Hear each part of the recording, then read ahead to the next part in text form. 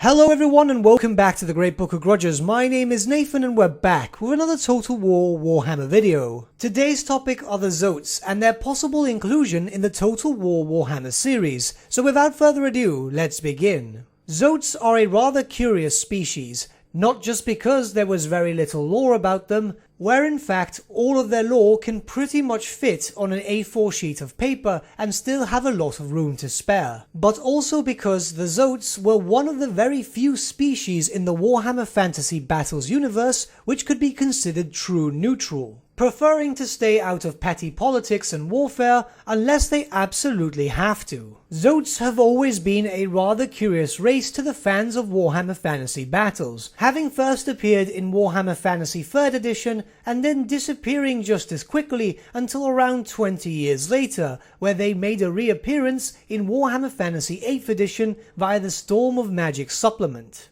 In fact, the majority of lore regarding this race can be found in this book, so we'll cover it for those not familiar with the Zoats. There are few races in the world so mysterious as Zoats. No one knows how they arrived in the forests of the Old World, why they did so, or even what their goals are. Are the Zoats a race unto themselves, or some splinter of lizardmen? Perhaps the Slan Mage Priests know, but on this topic, as on many others, they remain enigmatically silent. Zoats are powerful wizards, able to tap into the winds of magic in an instinctive manner, rather than through study or ritual. Whilst this means that a Zoat will never prove as versatile a wizard as an elf or even a man, their innate control over the life wind, Gyran, also known as the Law of Life, surpasses all but the most learned High Elf mages. Indeed, many a Wood Elf spellsinger will seek out a Zoat in order to learn from it. But as the elves of Athaloran find Zoats no less elusive than do other beings, very few succeed in their search. In the ordinary run of things, Zoats are seldom encountered outside their woodland homes. Indeed, even within such places, it is rare to catch a sight of one. When intruders close or dangers threaten, Zoats will rouse the trees and undergrowth to catch and strangle interlopers, rather than take direct action themselves. In this way, Zoats can avoid detection, and even a single such creature can imbue a forest with a reputation so dreadful that even marauding orcs and rampaging warherds will give the area a wide berth. Where sorcery alone is not sufficient, the Zoat will leave the shadows to enter the fray personally, knocking the invaders to the ground with sweeping blows. Once prone, the enemy becomes easy prey for creeping rocks and vines, which swiftly entangle and throttle them. When eldritch storms erupt upon the world, it is possible to bind Zoats into service, and only then will the creatures leave their reclusive forest homes. That last quote was more in reference to how you could recruit Zoats into your army when playing the Storm of Magic campaign supplement. Now, there is some lore in regards to the Zoats in the Warhammer Fantasy roleplay series. Much of the lore stays the same, however we are informed that the Zoats have made communication with elves and the humans of Albion at certain times, where apparently Zoats are known to speak the language of the elves and of the human druids of Albion. However, it is important to note that Warhammer Fantasy roleplay is not generally accepted as true canon. The mixing of the timelines between Warhammer Fantasy Battles and Warhammer Fantasy roleplay has always been some sort of grey area. But that is pretty much all there is to know about Zoat lore. There are many fan theories regarding them, but since those aren't official canon, we won't go into it. However, it is important to note that there are so many fan theories about the Zoats because people were fascinated by them, as the race themselves was so mysterious, with Games Workshop eventually acknowledging the fans' want for the Zoats and making them canon once again in Warhammer 40,000, which means that they may also still be canon in Warhammer Fantasy, and that could lead for a chance for them to be implemented into the Total War Warhammer series. Zoats technically are already canon in the Total War Warhammer universe. They are followers, but I'm more referring to an actual unit or hero. In truth, there are a few people who have been starting to speculate that the FLC hero coming alongside the Wood Elf DLC pack might indeed be a Zoat. That could be entirely possible. As stated before in lore, Zoats and Wood Elves have had some sort of communication from each other,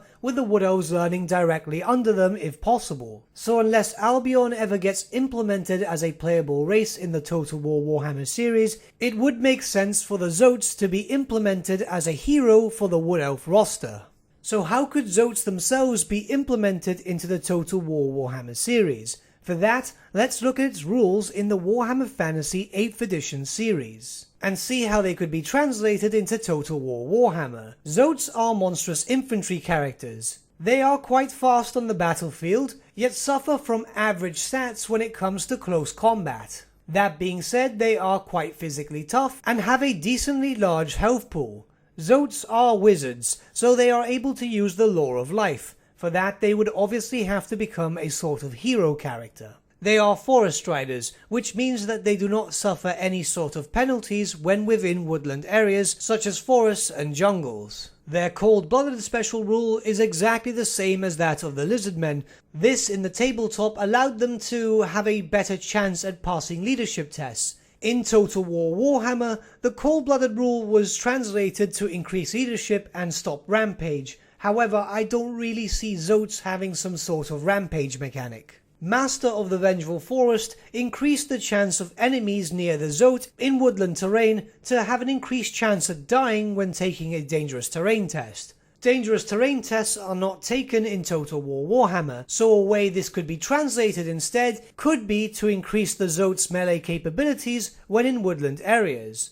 And finally, the power of the Deep Woods, which made the Zoats more powerful spellcasters when once again inside woodland terrain. This could also be done in some sort of way, I'm imagining. Zoats aren't really that unique in terms of mechanics, but they are a unique race, and they have the potential to possibly be accessible by a multitude of races. It could be that Zoats could be introduced via a specific settlement, one that has a special landmark building only accessible to races which have access to the Law of Life itself. So long as they have access to this specific landmark building, they would be able to recruit them freely. I'm not sure if a mechanic like this could entirely be possible, but you never know. But what do you guys think about the Zoats? Do you think they have a chance to be implemented into the Total War Warhammer series, or do you think it's just a pipe dream of many? Let me know your thoughts in the comments below, and let's start a bit of a discussion. But with that, my friends, we've come to the end of our video. Thank you so much for watching. If you did enjoy the video, might I suggest giving the video a like, or even subscribing to the channel, as it really does help us out. In the description section below are various different social media links such as Facebook, Instagram and Discord, where you can get in contact with the Great Book team. Also in the description section below is an affiliate link with Element Games where you could buy loads of hobby-based products, not just Warhammer, for 10 to 25% off. Using our special link and also the special code, which is also in the description below, supports the channel at no extra cost to you, which we think is rather cool. A big thank you to our patrons. Your support means the world to us. It's amazing that people want to help a small channel like us grow and get to a higher level of content. A special thank you to Ryan Bertsche and Gibraltar LUSC for subscribing to us at our Fame level. You guys are super cool. And a big thank you to Edward Yule and VSVasan for subscribing to us at our King level. Honestly, we can't thank you guys enough. The money earned from Patreon is going directly back into the channel, slowly upgrading little bits and bobs, just trying to get to a higher level of content for you guys. And a big thank you to all of you for liking, sharing and commenting on these videos. The support has been insane lately, and honestly, we can't be more than excited. But with that, my friends, thank you so much for watching once again, and we shall see you all again very, very soon. Have a good day.